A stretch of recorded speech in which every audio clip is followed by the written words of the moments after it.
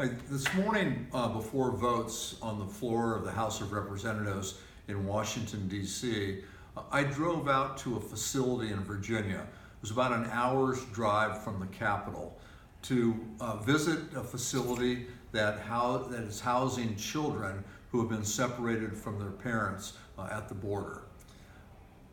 The fact that these kids have been taken away from their parents is pretty traumatic. It's going to affect them for the rest of their lives. And the longer they stay separated from the parents, the greater the effect's going to be. Now, the facility that I visited is a privately owned nonprofit that takes care of kids. And I can tell you that they're being taken care of in the right way. This organization is the gold standard for taking care of kids. But it's the private nonprofits who sets the standards. This isn't the government facilities that we're hearing about in the news.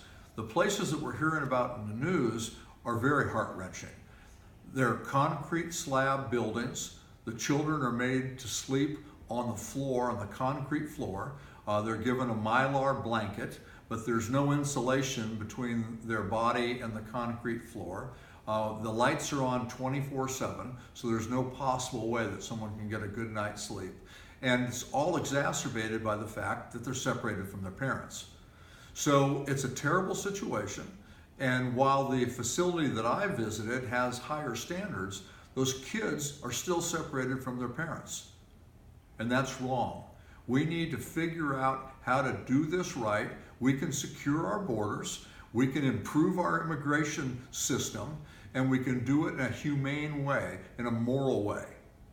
The way the kids are being treated isn't about immigration, it's about morals.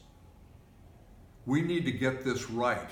And the nonsense that's going on the floor of the House in regard to all these bills that they're taking up, they're not helping the kids, they're not improving the border security situation, and they're not improving the immigration system.